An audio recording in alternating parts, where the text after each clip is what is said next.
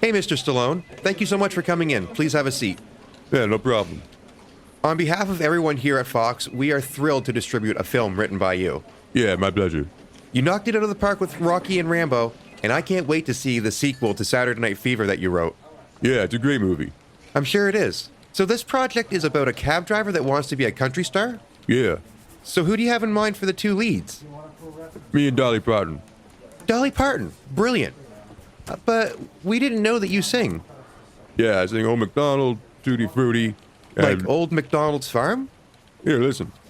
Oh, McDonald had a farm. Yeah, yeah. And on this farm he had a cow. Move and a boo-boo here, boo-boo there. Get down, cow!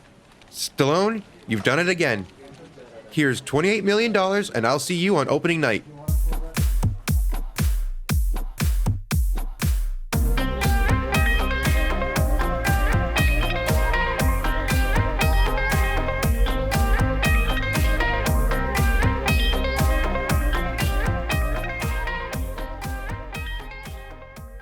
Hello, and welcome to another episode from Good Times with Bad Movies. I'm Tim Morrison, joined by my co-host Paul. Paul, how you doing?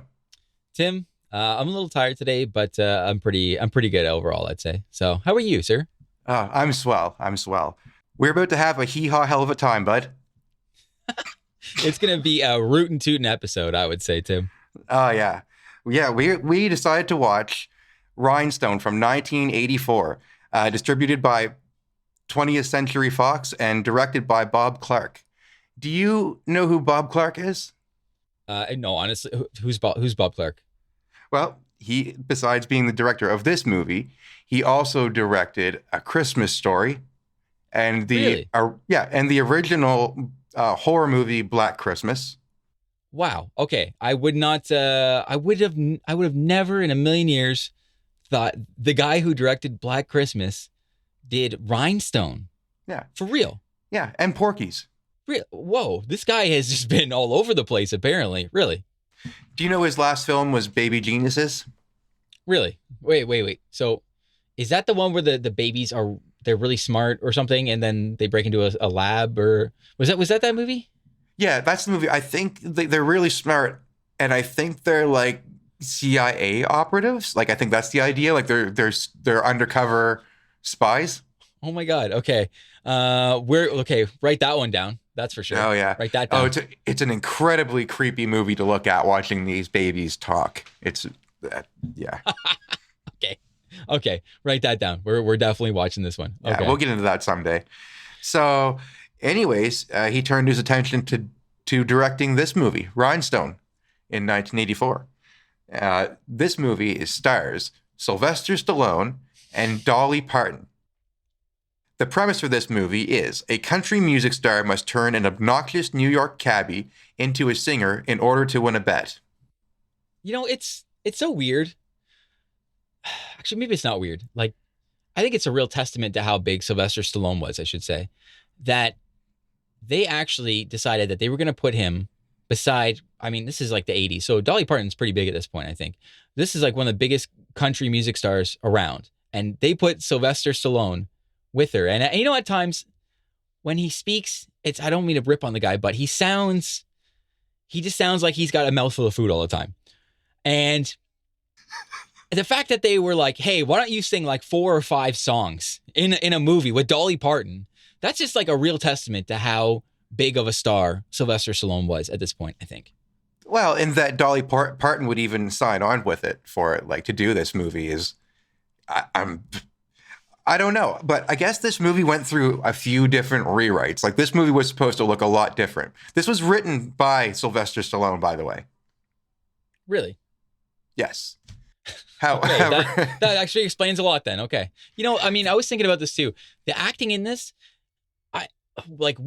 we just were talking about The Fanatic the other week, and this has got shades of The Fanatic in it, in that I feel like Sylvester Stallone was kind of somewhat unhinged in this movie and just did whatever he wanted to. As we go through this movie, I think I'm going to make the case a little bit better. Yeah, unhinged is something. I don't know what to call his performance in this, but it's odd. What their perception of country music and stuff is really, really questionable. Yeah, I just wonder if Dolly Parton was a little insulted making this movie. You know, I gotta wonder because there's no there doesn't seem like they really give her or Tennessee any respect really. Not really. Actually, in this starting off, I'd like to say that I think Dolly Parton is fine in this. I don't think it's, and the way her character is written isn't her fault. But I just mean as an actor and starring in this movie as a country star trying to make it, she's all right. Yeah, well, this was the 80s, right? So she did I think she did a bunch of movies in the 70s and 80s where she was just like playing people, right? Like, I don't really know. Maybe like there's like The Littlest Whorehouse or something when she's like in with Kenny Rogers. So I think there was a bunch of movies that she did. 9 to 5. Yeah, and she's like singing with just a bunch of people. It was kind of like Elvis. They were like, "Hey, Dolly, you're a great singer. You look great. Why don't you just be in these weird movies?" And apparently, she signed up for Sylvester Stallone. So you know what I did? I did notice, or I did come across in this. Did you know that he apparently turned down Romancing the Stone and Beverly Hills Cop to play in this movie? Yeah. I guess this was a little bit of a passion project for him. Like, he had this idea before Rocky. And it wasn't supposed to be comedy. Well, okay. So wait, what was it supposed? What was it supposed to be though? This was supposed to be a raw, dark, edgy portrayal of someone becoming a country star. But this is basically the plot to She's All That. I was going to say that too. Like, I was wondering if you drew any parallels to that movie in this one. Yeah. I'm just like, how do you make that dark? They're just having a bet about, can you go up and sing a song and people not rip on you? There's a little bit more on the line too, but yeah, we'll get to that. I guess so, but I don't understand how you make this a dark movie. You know what I mean? Like, what Sylvester, like, he comes home at the end of the day, he's like, "They didn't like my song." And then he just like starts pouring himself a belt of scotch or something. And Dolly comes in like, "You gotta stop." And he's like, "Leave me alone." And then he just like, I don't know. I don't want to, but like he just gets dark with this. I don't understand how you make this a dark movie. Because they just went the opposite. If you wanted to go dark with it, it was like opposite day in the writer's room. They were just like, go the other way. Go Mad TV. They went, yeah, the complete opposite direction. Because like even there's nothing dark about this, and it's actually the movie's very bright. Like I mentioned that in Batman Forever. This movie's a lot like that too. There's a lot of shiny. Well, I guess just as bright as rhinestones. The fact that it's called Rhinestone leads you to believe that this is a very sparkly movie, and this is a very sparkly affair. I got to say, I really like the jackets in this movie that everyone wears. They're pretty kick-ass. I kind of want one of these things now. Yeah, they look like they take a lot of batteries. For the 80s.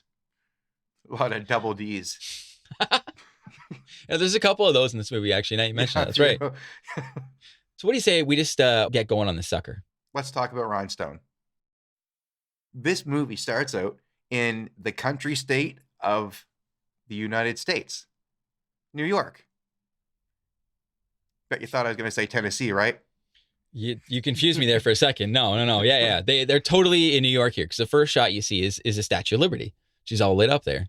Yeah, so it's in the country areas of New York. I was a little confused. I know that New York's a big place, and there's definitely, it's a like they say it's like a melting pot culture, right? But I just don't know. Do you really think New York had a thriving country scene like this that we're going to see in this movie here in New York in the 80s? I don't think so. Now, I could be wrong, but I don't think so. Yeah, like I don't see that happening here. I see like disco. I see like literally anything else other than country music being successful in New York. It's so weird too. This guy pulls up in this really nice car, and looks like a Rolls Royce or something. And he's now looks like a mob boss, right, with this fur coat. And there is a guy on a horse who is like he's a valet. Is that what this guy is? And he looks like the Lone Ranger. Yeah, I wrote down a lit horse. Like kids these days would call that horse is lit. It's lit. He's got a very reflective jacket that is just sparkling all over the place. It's really cool. And I don't know if you would remember in way back in the WWF, there was a wrestler named Jeff Jarrett. Yeah. He come up with the guitar. Yes, Double J. Yes, he used to smash guitars over people's heads. Doesn't really work in real life. No, but he used to come to the ring, like in his entrance, on a horse like that, with jackets like that as well. Oh, okay. I think I missed that part, but yeah, like definitely I remember that. Okay, I remember the guitars and stuff. So this guy's name is Mr. Hugo, and he calls himself Mr. Electricity, which I thought was kind of funny, considering how lit everything around him is and stuff. And for him being so I guess this guy is like a record label owner, I guess, and he owns Dolly Parton. Well, no, I think he owns this club, and this is what I didn't understand why this is just to me didn't make any sense because it seems like the Rhinestone is like this landmark club that you show up to in New York to play your country music, and the crowd either loves it or hates it, and then you sort of have your career is almost catapulted. It's like Nashville, but it's not Nashville. It seems like I was gonna say it's like the equivalent of the Apollo. Like every comedian wants to make it at the Apollo, and they have a very, very tough crowd that will boo you out of the building. This is the country bar version of the Apollo. And that's the way they describe it. yeah, and I think that's what's going on here too. Is he is the owner of this club? He's got her on a contract as sort of like the house band, right? I think that's what it is. And she is obviously really annoyed because this guy's super greasy too. He just the look of him, he just like looks like he's got a fake tan and just looks like really greasy. For someone who is really into country music, he looks an awful lot like Tony Montana. Yeah. Wow. I can't believe I didn't Like, pick that up. You're right. he That's looks- total TM vibes right there. Yeah, he's dressed in all white. His chest hair is hanging out. He's got some kind of gold chains there. And yeah, he's completely greasy. Looks like across town there is a group of I guess they're Japanese tourists, and they are about to hail a cab. And guess who pulls up, Tim? Sylvester Stallone. He's the cabbie. That's right. Yeah, he's his cabbie, and I forget what his name is. He's not Jake. He's Nick. So he's Nick. Nick, that's right. Yeah. And this guy is the craziest cab driver ever. I don't know how he does this day in and day out. Like it is wild how Sylvester Stallone drives in this movie. He's really, really erratic.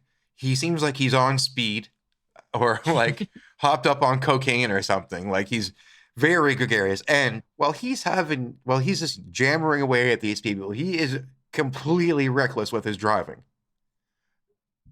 And just to play, we have to show a clip of this because we just can't do any justice to describe the way he pronounces words and his mannerisms in this movie.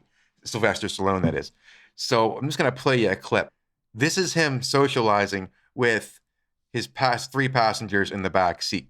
Right after he scared them by, I guess he went through a red light or something, and everyone's honking at him. Yeah, it's good to let it out once in a while. You know, it builds up inside me like stress. I just go like, yeah, sugar. You know what I mean? I rewound that so many times to try and figure out what he said. Wow, sugar low. I don't know. Is that shake it out? Yeah, shake it out. Shake it out. Shake it out. I don't know. Shake it out. Yeah. Shake it out. I don't know what he was doing. Sugar low. I got a sugar low. It's like Sylvester Stallone doing Duff Man or something like that, you know? I don't know. That was wild. Like, this guy has no off switch. This character that Sylvester Stallone is playing. And it's just like, it's really aggressive and he's crazy. I don't know why he decided that this is who this character should be. This really boisterous, really loud, obnoxious dude. But that's what you get through Rhinestone. And this movie's almost 2 hours. It's 2 hours of Sylvester Stallone yelling incoherent stuff like this and singing. He sings for 2 hours. This like the fact that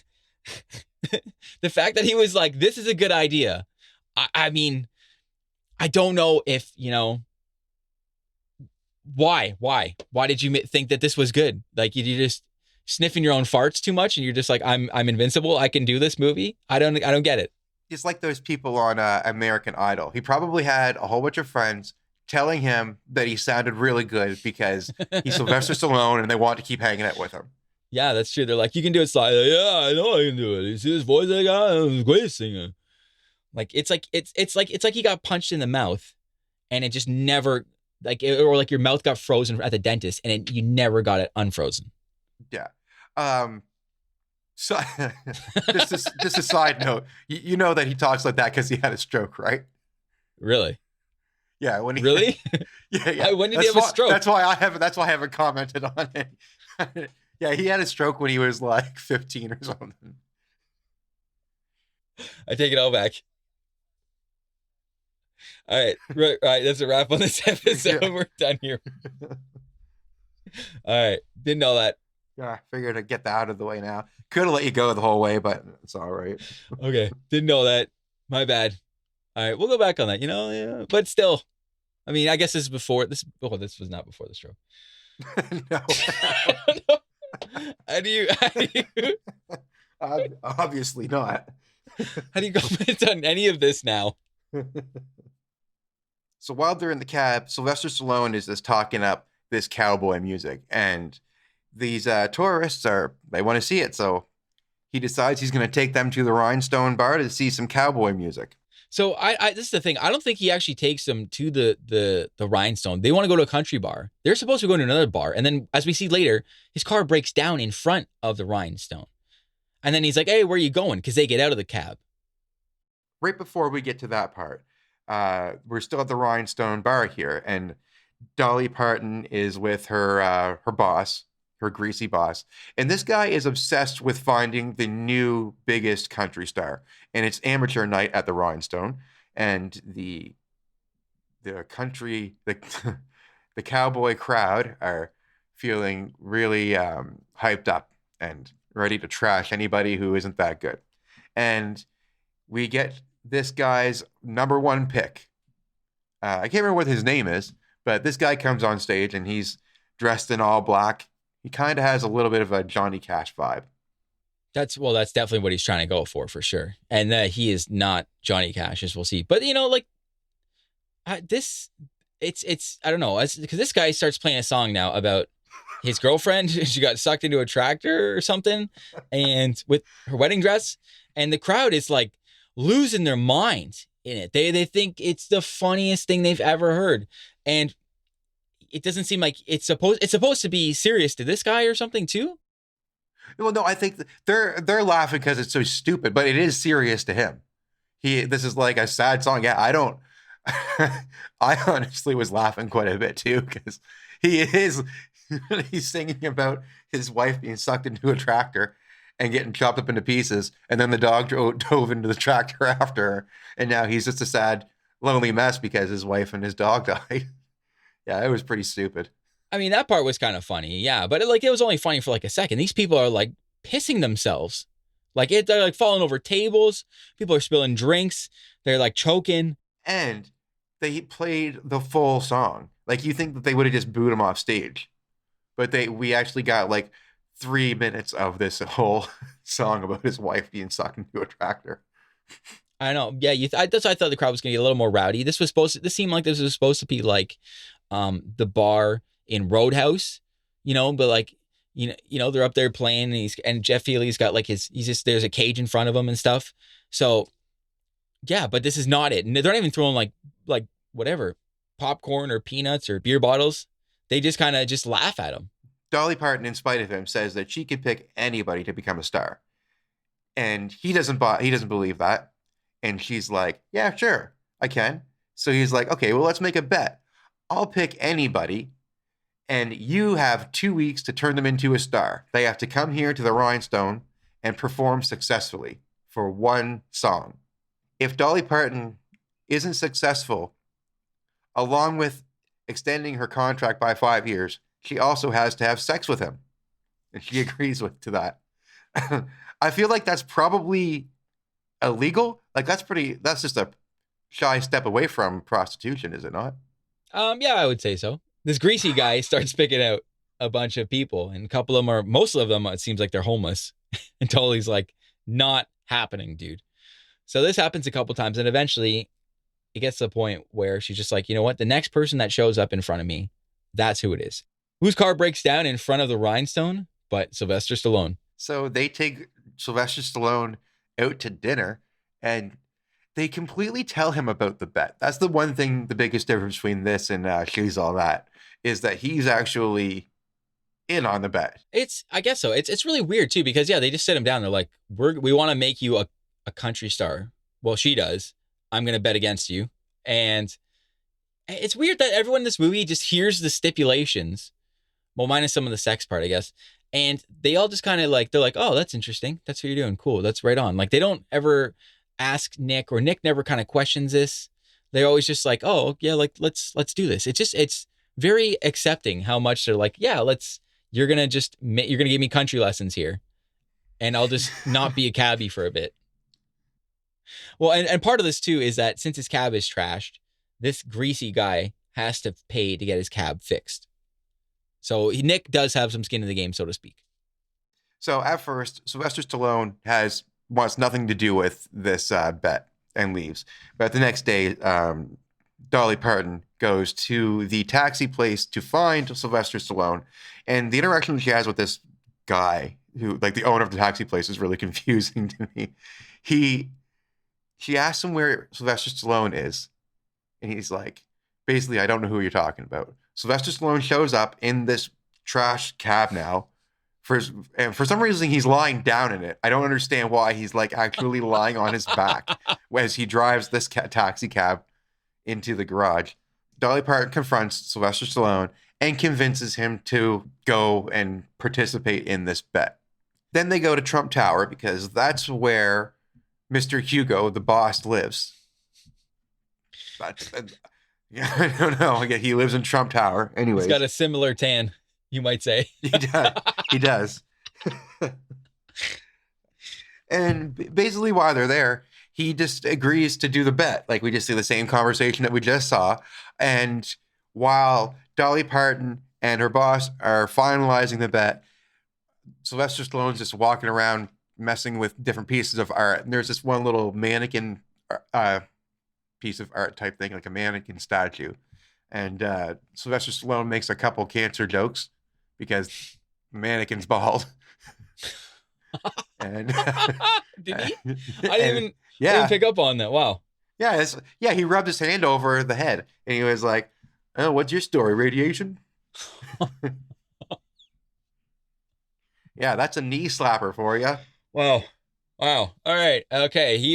I think you mentioned that he wanted to go dark with this, right? So yeah. I guess that's where he was going with this. He was okay. Well, the comedy here is really all over the place. So here's a fine example of just the clever comedy in this. As they're walking away, Dolly Parton's like, "You got to practice. Do you know anything about music? Can you play any instruments?"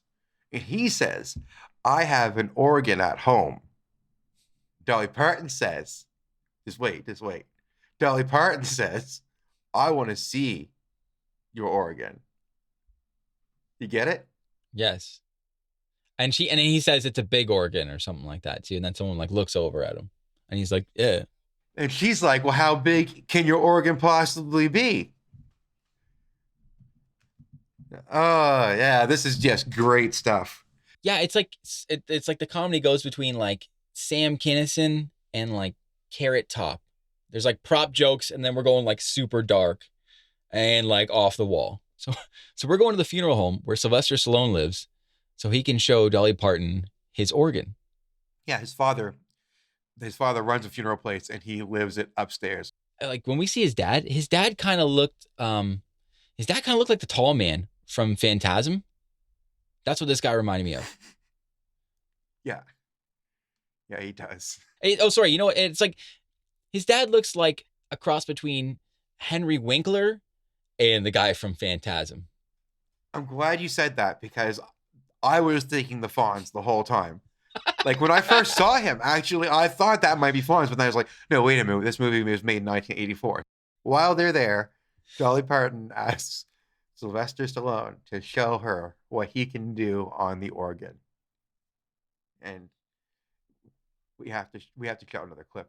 Yes. Oh, yes, please. I want you. Everybody needs to listen to this. Okay, so before you play this, can I just say this? I don't know. This is where I'm confused, because Sylvester Stallone in this movie is going to get coached to be a country singer. I'm just wondering, what we're going to listen to here, was this supposed to be him like goofing around and hamming it up, or was this supposed to be him actually trying to be a good singer and he thought this was a good presentation of what this character should sound like? Or is this character just goofing around? You decide, listeners. You decide, listeners. Sweet to the east, sweet to the best. She's the one that I love best.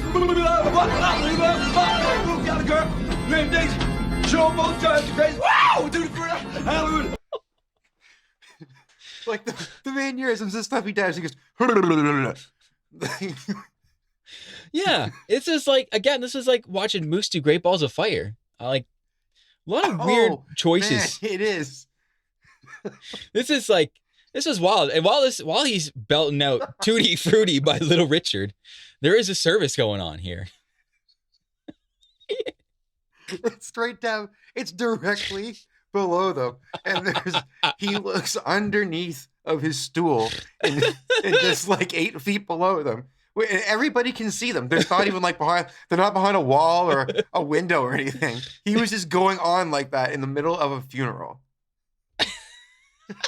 You know, this reminds me of the story you told me about Vince McMahon screaming directions at, I forget, it was like Kane or something, while there was a fill service going on.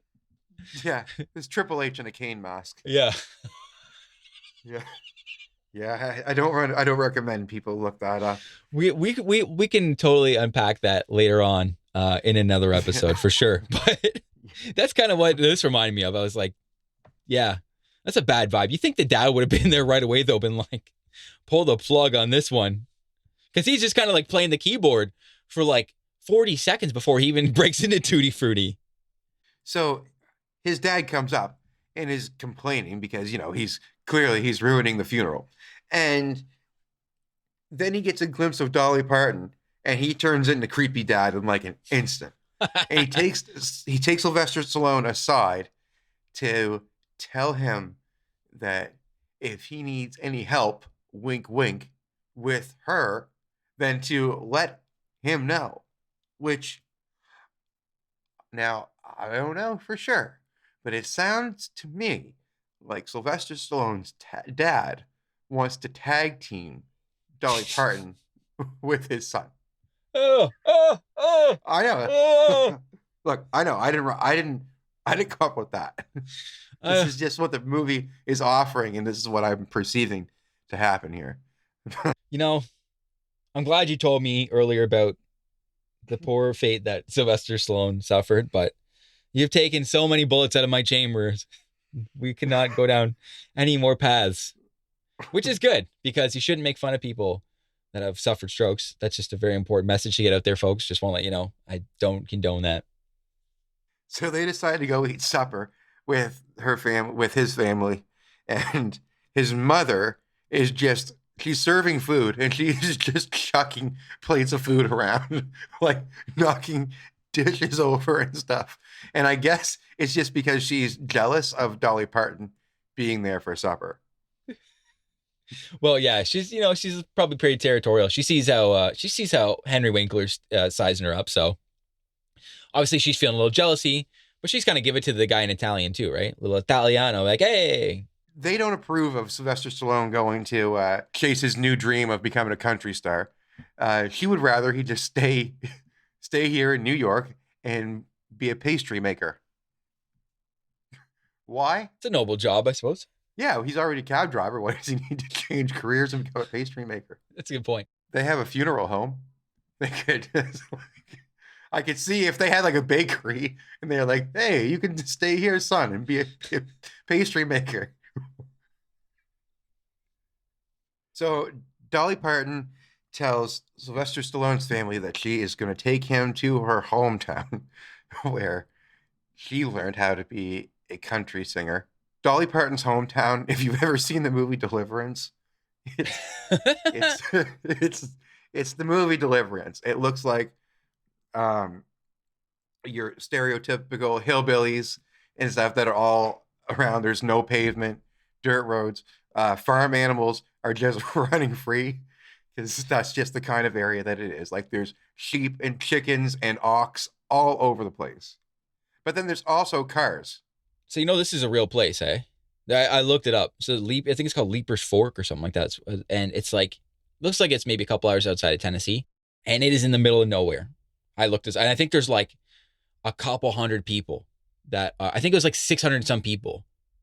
So in this town, like today. So this is like, you probably blink and you're through this place, right? But I just want to say too, the fact that she sits down with his family, the mom wants him to be a baker, and the dad, I don't know what he wants, God knows. Just like Dolly Parton sits there and tells him, basically, I'm going to abscond with your son for an undetermined amount of time. We're going to go to the middle of nowhere in Tennessee, and I'm going to teach this guy, I'm going to teach your son, Sylvester Stallone, okay? Sylvester Stallone, I'm going to teach him to be a country singer. And the family's just like, well, we tried. Okay, go ahead. Andiamo. Like, they just let him go. To be fair, Sylvester Stallone is like 40 years old, and he's living above, he's living atop a funeral home. I guess, yeah, I never thought, you know what? You're right. I never thought of it that way. That's checkmate. It's not like he's like, just dropped out of high school and it's like leaving town.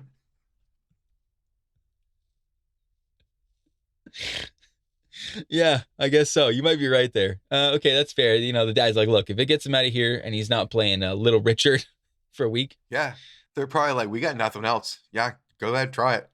They're just like, womp, bomp, a loom, bomp, a lomp, bam, boom. He's been up there playing that organ for the last 10 years. Go ahead. Yeah, he thinks he's going to be a country star, that guy. Okay. All right, yeah. So when they arrive into town here, they first meet up with Dolly Parton's father. So when Dolly Parton and him reunite, they hug, and then they kind of part, and he puts his hand right around her waist and kind of asks a little bit, and just like gives her an up and down and shakes his head and is like, damn, you look some sassy. It's so nice to see you, Oh, sugar. who wrote that? I'm not looking for this stuff. It just No, that's fair. That's a fair critique. After her and her father embrace each other, they decide to go and see the local band named the Possums. After they sing their song about too much water, Dolly Parton steps up and lets the whole town, all 16 people, know that she's gonna have her friend Nick come up and sing a little song of his own, and he's gonna show everybody what he's got. So we're gonna now sort of debut what Sylvester Stallone sounds like when he first gets up on the mic here. Yeah, if you thought he was singing already. Maybe that's how we get around this one now, We're just gonna have to play you the clip so you can hear what Sylvester Stallone decides to present to everybody, the whole town here. Again, all 16 of them, and a dog. Maybe a possum too. He's gonna show them what he can do. By the way, I think that Dolly Parton is the only girl there. All right, let's start.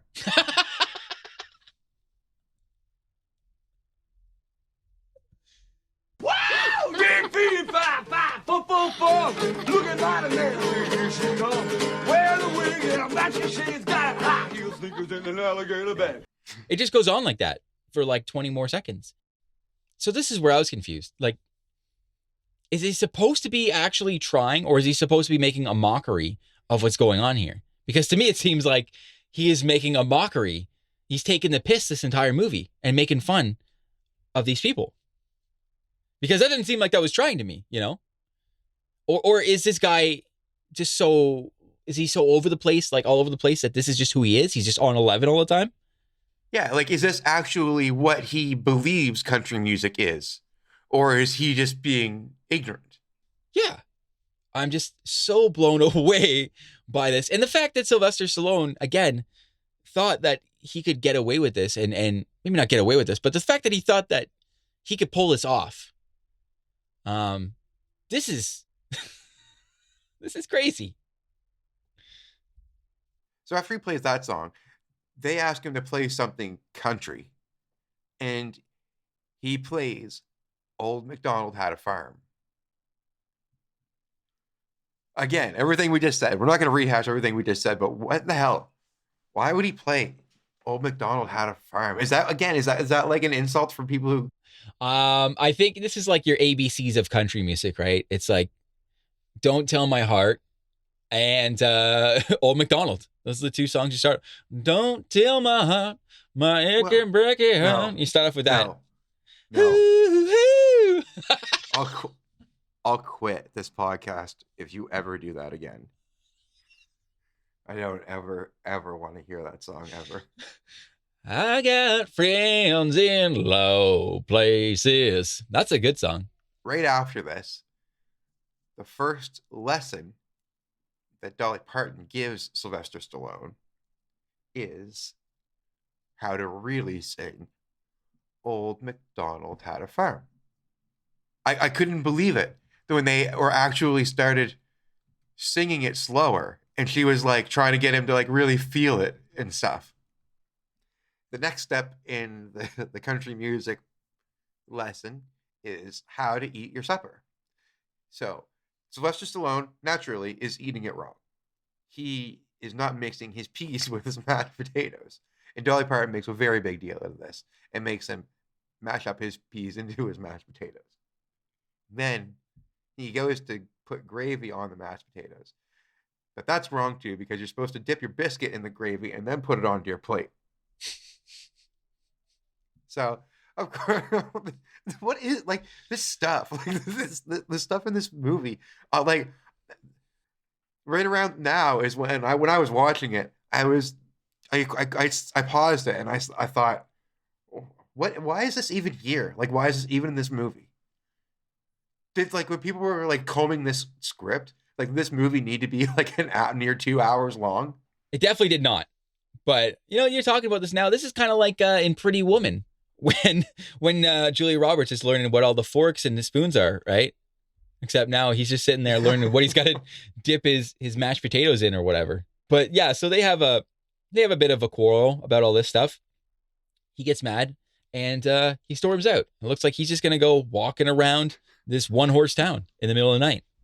So while he's walking, this guy pulls up in this truck. This guy pulls up in this truck. It's so foggy you can barely see anything around. And he rolls down the passenger's window and leans over and says to Sylvester Stallone, "Get in." Get in. Yeah. Sylvester Stallone's like, "Nope." And he was like, "Get in the truck now." He's like, "Nope." He's like, "Get in the truck." Like, he's like, oh my gosh. This is like a PSA for kids of like, don't get in the cars with strangers. That's what this looks like. Only instead of a kid, it's Sylvester Stallone. You're right, though. There's a lot of Deliverance vibes going on here, right? You got a pretty mouth there, mister. Why don't you get in? So after that strange encounter, Sylvester Stallone was wise and he did not get in the truck with that stranger. And he just kind of moseyed along and found this little country bar and decided to go in and sat down at the bar stand and had a few drinks with this guy.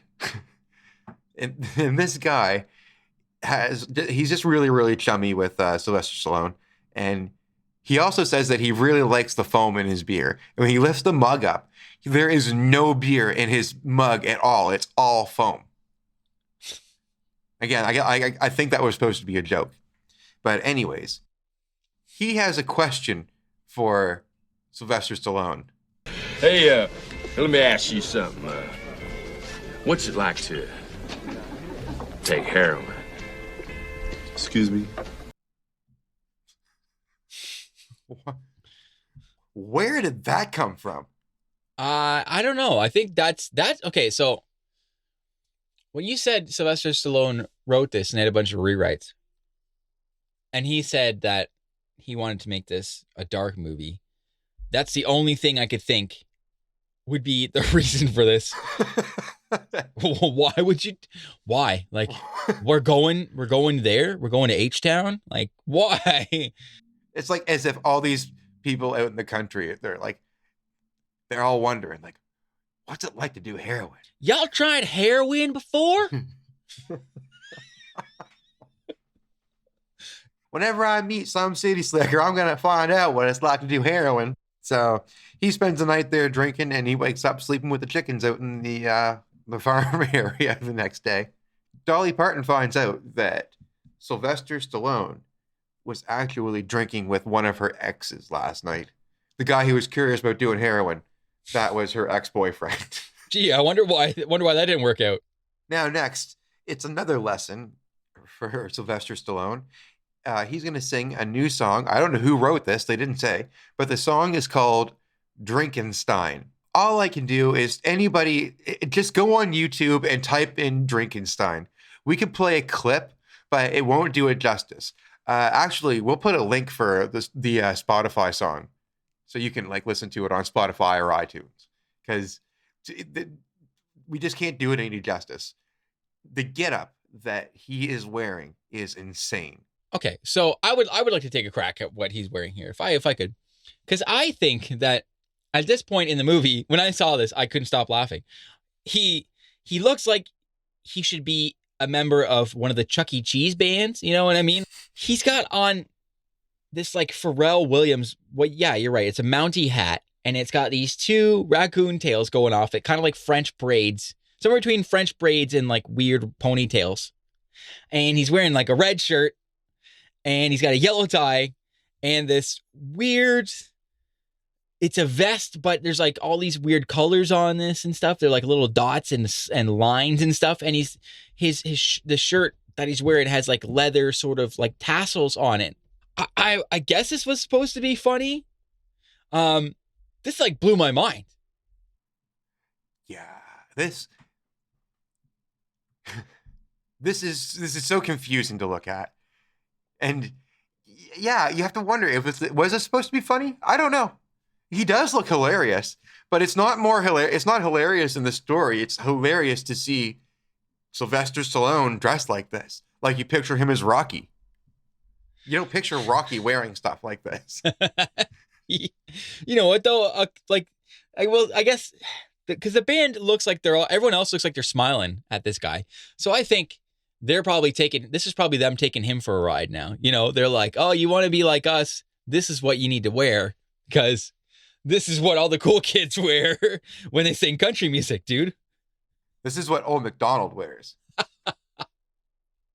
We go to the next day. Dolly Parton is trying to teach Sylvester Stallone how to sing, and she's just strumming some guitar notes, and he's going oh, oh, oh.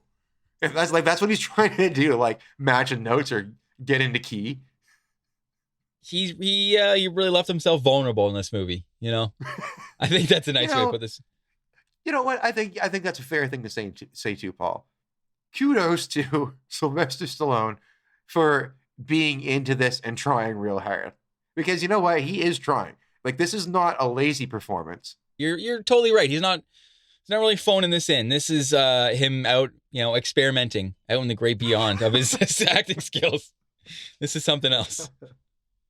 So they're at the bar the next day, and I guess it's finally, this is Sylvester Stallone's first chance to go up and sing and perform alongside Dolly Parton. So they get on stage and they're singing a song called Sweet Lovin' Friends, and by the end of it, everybody is into it. And you got to see Sylvester Stallone performing, because he looks like a broken animatronic at a Chuck E. Cheese or something. The way he moves, he just has all these robotic motions where he's almost like a bad back and he's heaving over 2 or 3 times. It's really, really weird. He really thought he could be he really thought he could be a singer or something. I don't know. It's he's kind of half dancing. It was what this, his dancing was remember when Ashley Simpson got caught lip syncing on that TV show and then she just started dancing randomly for no reason? Yeah. That's kind of his level of dance moves. So maybe Ashley Simpson was a big Rhinestone fan. I think I'm piecing this together here. Yeah. So after the bar, back at Dolly's house, she's in the room by herself singing a song out loud about her bosoms. And Sylvester Stallone hears Dolly singing about her breasts and decides to peek into the room. So they decide that they're going to practice together. You can see where this is going, right? Like a rhinestone cowboy. Yeah. Bam, bam. Saddle up, partner. We're going in. So once they have sex, it's it. That's it. He's a man now in the eyes of the Cowboys. You have deflowered the only woman in town, as we all have before you, sir.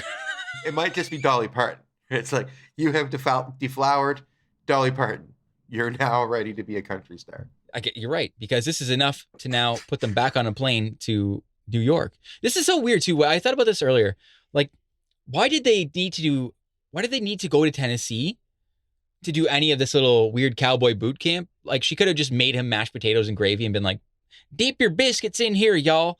And just had him strum an open chord and sing Old MacDonald in his apartment. Like, he could have been driving the taxi cab around. That's just sitting there on ice now, not doing anything. This guy's just hanging out in the middle of nowhere. Like I said, dressed up like a band member from Chuck E. Cheese, singing Old MacDonald. So I don't understand that. But because he had to chop wood, he had to walk with the cows, he had to make friends with horses. So you can't do that in New York. I guess so. This is like, yeah, you're right. This is like, they're not dancing. So this is cowboy boot camp. Enough of that. And we are back to New York. And he is, at first I thought he was at a kitchen, at the funeral home, but it looks like a kitchen. It's really weird. It's a celebration. Yeah. Is he supposed to be, is it like a welcome back home, even though he was gone for a week? Or is this a birthday party for someone? Is this a bris? What is going on here? That's what it seems like. But I think it's just a welcome home reunion because he's a country star now. Well, he thinks he's a country star. He does, yes. And that's where this conflict here starts, because now that he's really proud of himself, and Sylvester Stallone is thinking about not being a cabbie anymore, just quitting. Even though he already quit earlier, he's announcing now that he's going to quit being a cab driver. And Dolly Parton decides to smack him down a few notches, and is like, what, you think you can be a country star? You think that after these 2 weeks of practicing, you have any chance? You're a fool. Right before his big performance in front of this bar where he has to win a bunch of people over, she goes and just shoots the tires out from under him. Just goes, dude, do you know what you sound like? You can't be a country star. You're just singing one song, dude. That's all I need you for. They have that argument, and she storms out. And then Sylvester Stallone's father comes over to him and whispers in his ear, I told you to ask for help if you needed me. Before she leaves, though, he does mention to her that he's still going to show up. He's still going to honor the bet, and he's still going to try to be her rhinestone cowboy, so to speak. And she says, basically, like, I hope you don't show up. I'm just going to go and I'm just going to bang this greasy dude. So she decides to go over and meet the guy, her boss, her greasy boss, at his apartment in Trump Towers. At this point, I think that she thinks she's just going to have to forfeit anyways. She's going over to do the dirty and sleep with him. And he is ready. As soon as she shows up, he hauls out a bottle of wine. He goes, nothing but the best of the best. $80 bottle. So he asks her if she's cold and turns on his fireplace. And this fireplace is just like these 3 strings of neon lights that are in the shape of a fire. It's not even like a picture of a fire or anything. I don't even understand how that's supposed to give off heat. And to be fair, he really didn't even need to ask Dolly Parton if she's cold, because judging by what she's wearing, you could pretty much see her she's cold. Couple of turkey poppers showing up there, you know? I don't know. But doesn't even matter. Yeah. So then he pushes a button to open up this like slidey door, and this whole like sexy time room opens up. Paul, this room looks identical to Austin Powers' room with a bed. Yes, that's exactly what I thought. Do you think that's where Austin Powers got he got that part from this movie? I don't know. Maybe rotating weird bed walls like that. Maybe that was a thing in the 60s and 70s and 80s. They thought that was like super future. The circular bed with those like silver pillows. No, I don't know. Who knows? It's weird that Mike Myers would just reference this one movie. Maybe. I mean, but I would have to think that this weird bed was somewhere along the line that was probably popular. I don't know. I mean, this guy's wearing this weird kimono thing that's like, well, I don't even know what to, so like he's got very eclectic taste, you know. Sylvester Stallone is now in his final form here. He is the Rhinestone Cowboy. This outfit that Sylvester Stallone in 1984, one of the biggest action stars around at this point, decided to wear was this rhinestone cowboy tasseled suit that looked like, again, something between the Lone Ranger and what Macho Man Randy Savage would wear. So Sylvester Stallone decides that he's got to get to the place right away, right now, so that he can perform. And this guy cannot get a taxi to save his life. And I find that kind of weird, considering he's been a cab driver for a long time in New York, and he doesn't know how to hail one. So he decides to put his newfound country experience into use and steals this lit horse that we saw at the very beginning of the movie. He takes this horse right to Trump Towers.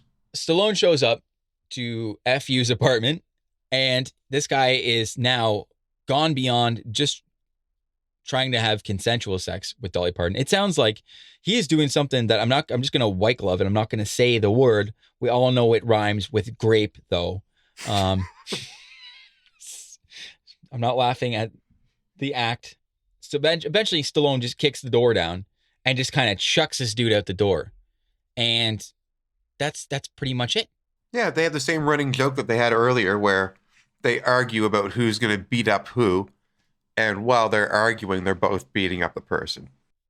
After Stallone and or Dolly Parton kind of punch this greasy dude and he goes flying the elevator and comes back, they just kind of, like, Stallone gives him like a little fake out punch and the guy sort of runs in the corner. And then he's just like, we're going to go to the Rhinestone and I'm going to sing this song.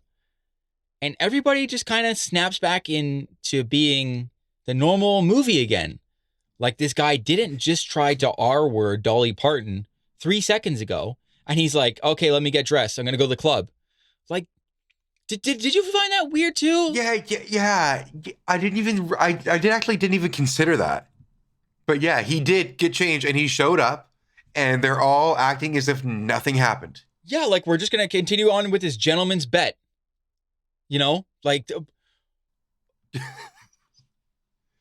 it just mind blowing that this is where this was the choice. Like, I think once you've kind of gone down that, once you drive your Chevy down that dirt road, I don't know if you can turn it around again. That's all I'm saying. I mean, like, they tried in Crossroads. I don't think it really worked there either. So, but you know, it's still important enough. This bet is important. So the bet isn't phased. We're still going through with it. And Sylvester Stallone is about to sing his new song. And I believe the song is called Get Out of My Bed If You Can't Take the Heat. Or sorry, Get Out of My Bedroom If You Can't Take the Heat. I didn't understand this song. What is this song supposed to be about? He's got a lot of heat in his bedroom. I guess so. Is it supposed to be towards Dolly Parton? Is it supposed to be like prying eyes, like get out of my bedroom, get out of my face? Yeah, stop looking in my bedroom. I understand where this song came from. And it's not like he's, you know, like in 8 Mile, you at least see Eminem sitting there with his pad and he's like, Mom, spaghetti. I got spaghetti. And he's sitting there and he's writing stuff. Like, I didn't see him at all being like, get out of my bedroom. You're in my bedroom.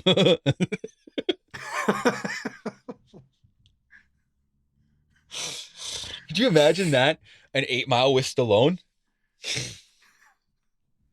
Okay, speaking of that, it's funny you mentioned that because we're at the end of the movie right here.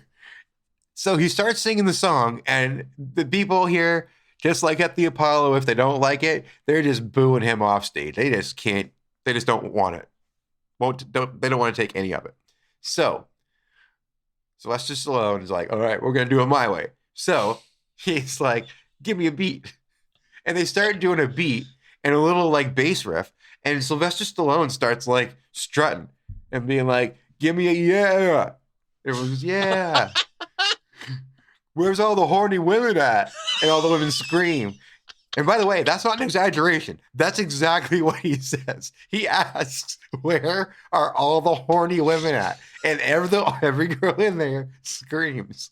And it really seems like he's actually just starting to go into like a spoken word rap thing. Like, put your hands in the air. And he actually says that too. This is like, it's like somewhere between DJ Cool and like a 2 Live Crew concert. I don't know what this was. So then he turns around and strikes like a Michael Jackson pose. And he just starts like cocking his head like a rooster. And the drums kick in. And now we are hearing a revitalized version of "Get Out of My Bedroom If You Can't Take the Heat." But it's just more country. It's just more drums and louder. And this is the crowning moment. Everybody is into it. Apparently, yeah. You just need to gently speed up his song, and they're like, "Oh, this is, hey man, I never heard this one before." I don't understand this. Maybe everyone's on heroin in the crowd. I bet this would sound a lot better on heroin. That guy was like Jon Stewart in Half Baked. Like, you ever play country on heroin? That's it, folks. That is Rhinestone. Yeah, he's a big success. They just kind of close the song out together, and her contract gets torn up, and you're basically left with the idea that Dolly and Sly are just they're gonna, you know, they're a couple now, I guess. Yeah. She didn't have to have sex with her boss. So this is the true Disney ending right here. This is everybody wins. And then he directed Staying Alive. So there's a lot of good choices for Sylvester Stallone in the 80s. He just wasn't done with the music.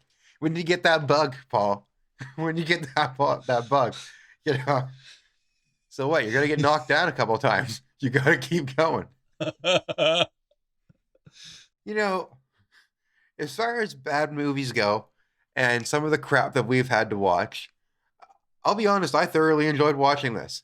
I only had to watch it once, thank God.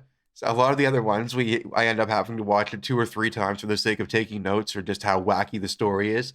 This was a very simple story told in a very strange way that you know, it was so strange. It really kept my interest the whole time. Yeah, they throw a lot of curveballs at you in this one. People making cancer jokes and whatever else, you know. So, well, you know what? I guess you know what, Stallone would appreciate our impersonations tonight. Then, if he's ripping cancer jokes, all right. If he's ripping Big C jokes, then I don't know. I'm not. Listen, again, PSA: don't make fun of people for their disabilities. People, don't. No. All right. But you know, Stallone is an iconic person. And they did that Lipton Brisk commercial, and they did his voice, okay? So Lipton Brisk did it. They did the Rocky voice, Paul. Yeah. That's the difference between doing the Rocky voice and doing the Stallone voice. Well, he said that's Brisk, baby. So that wasn't in the movie. That was Rocky saying it. But that wasn't Rocky. That was someone playing Rocky doing that, right? Yeah. I don't think Sylvester Stallone did that. So I don't think he did either, but we could check on that. So, you know, like I said, I've seen way worse ones. This was bearable. I'm glad that I got to see it. Now, if there's any Sylvester Stallone fans out there that do not know about this movie, you got to see it. Just to test how big of a fan you are. You should. I want you to watch it and tell me how much you still like him. And you know what? You probably still will, because he gives it his all. Or at least, you know what, just cut to about like an hour and 15 minutes and just look at his costume that he's wearing in town, okay? That's really the big thing you need to see. When he plays Drinkenstein, you want to just take that in visually. Soak that up, that image with your eyeballs as much as you can, because it's a weird, I've never seen anything like that. It was like what known as Big Brown Beaver weird, you know? Something like that. It's kind of almost what it looked like. At least the red suit. Yeah, I could see that. That's a good comparison. I wonder how many people actually know about. Hey, Little big red beaver. It's like Boomhauer. I don't know. This was a little hard to watch. I think I kind of had to watch this in two chunks because right around the time that Sylvester Stallone was singing Winona's Big Brown Beaver or whatever it was, he was singing Frankenstein. I kind of tapped out for a bit. I was like, what the hell am I watching here? And I just had to like kind of go back and collect myself and think about this. This is what we're gonna do? And then I was like, yes, we got to finish this off. So I came back and I watched it later, but I was like, so maybe that's why I forgot some of these weird bestiality jokes or something. But like, this is a weird movie, and I could see why, like, because I'd never heard of this before you actually brought this up and were like, we should watch this Rhinestone, because I never ever heard, I mean, and for good reason. I don't think that this is on too many people's radar. No. Yeah, if you like bad movies and country music and Dolly Parton, I guess. If you like Dolly Parton and bad movies, this is probably right up your alley. Everybody likes Dolly Parton. So that's pretty much it for this episode then, I guess, because, I mean, there's really no reason to go any more in depth into this movie. So before we go, we just want to wrap it up and let you know that we're on Instagram. That's our big social media item. So you can find us at Good Times Bad Movies Podcast, or just type in Good Times Bad Movies and you'll see us show up there. We're posting clips all the time, little videos. Tim and I, we talk to the camera, we do little interviews and stuff like that too. And you can also find us on YouTube as well as Spotify, iTunes, and Google Podcasts. So give it a download. Let us know what you think about Rhinestone, because we are really interested to hear what you, the person you're listening right now. I'm so interested in you. So interested. Don't tell my wife.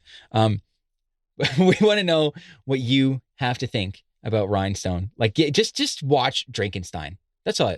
Just watch Drinkenstein and let us know what you think. So that's it for this episode. We're just going to leave you with a little bit of advice from our old friend, Sylvester Stallone. Yeah, it's good to let it out once in a while. It builds up inside me like stress. I just go like, yeah, sugar. You know what I mean?